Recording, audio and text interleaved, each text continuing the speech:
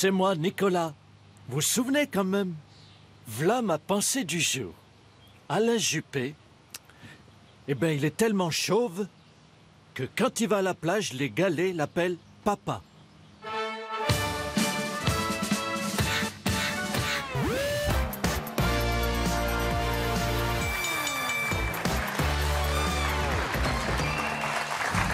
Bonsoir à toutes et à tous, très heureux de vous retrouver en ce lundi 9 novembre, c'est Canteloup, c'est Nicolas Canteloup. Bonsoir à tous, bonsoir Nico.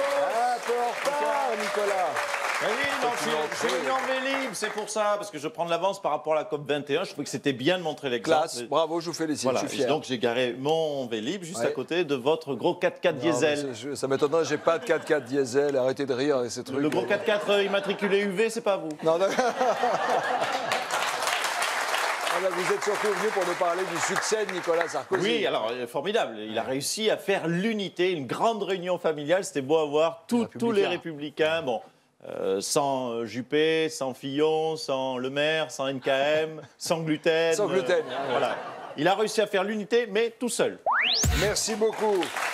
Le premier titre, c'est donc cette fameuse réunion des Républicains sans cet honneur. Alain Juppé, bonsoir. Oui, bonsoir, monsieur Légas. Alors, vous n'avez pas pu vous y rendre parce que vous aviez eu un problème, une panne informatique dans l'avion, c'est ça? Voilà, parce que moi, j'ai une particularité, c'est que je ne prends que des avions de ligne. Ah, voilà, oui. je ne prends pas des avions privés hors de prix, je ne loue pas non plus des jets ayant transporté de la cocaïne. Voilà, c'est mon côté ringard, coincé, vieux jeu. Bon, c'est pas grave. Là. On vous sent quand même un peu affecté d'avoir raté cette réunion. Oui, c'est vrai que je faisais une joie d'aller me faire huer par des militants.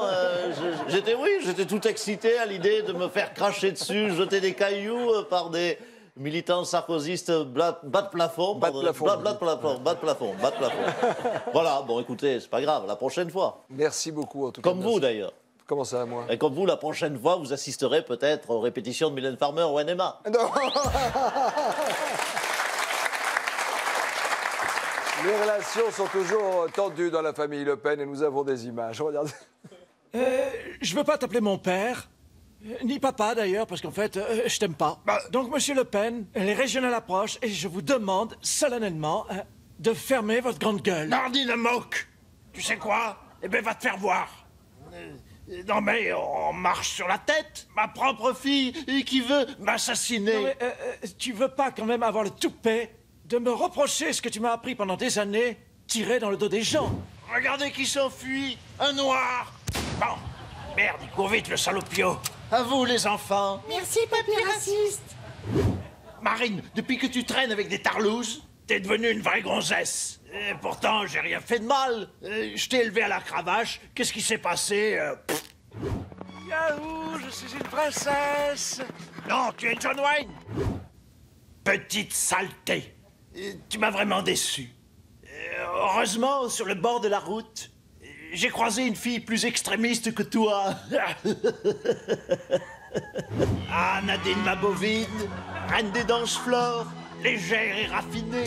Je vois, monsieur fait les poubelles des Républicains. La honte. Fais attention à ce qui sort de ta bouche, Marine. Sinon, c'est ma main dans ta gueule.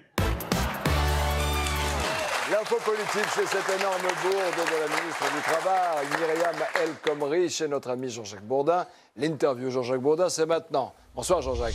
Bonsoir. Bonsoir chez Jean-Jacques Bourdin de RMC Radio, Myriam mes conneries. Jean-Jacques, sur votre antenne, la ministre du Travail n'a pas su dire combien de fois on peut renouveler un contrat à durée déterminée, un CDD. Est-ce qu'elle doit démissionner pour autant? Alors, tout d'abord, c'est moi ici qui pose les questions, monsieur Légas. Et le mieux, c'est, pour se poser cette question, c'est de demander à un auditeur, tiens, je vais prendre au hasard ma fiche. Un auditeur au hasard, il s'agit de François de Tulle. François qui nous écoute. Bonjour, François.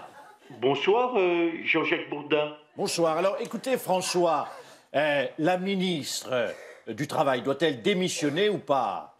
Écoutez, monsieur Bourdin, si j'avais dû démissionner à chaque bourde que j'ai faite, eh bien, j'ai compté, j'aurais démissionné 424 fois en 3 ans.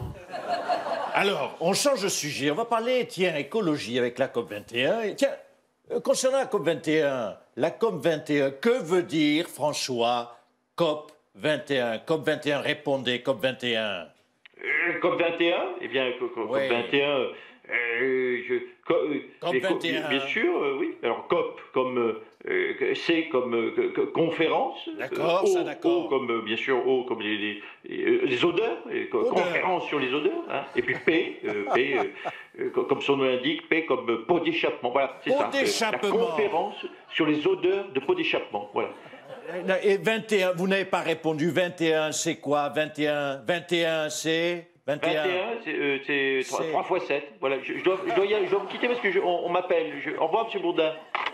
Eh bien, je crois qu'on doit urgemment se poser la question, est-ce que cet auditeur ne doit pas lui aussi démissionner? Merci beaucoup. Dans un instant, sur TF1, c'est Camping Paradis.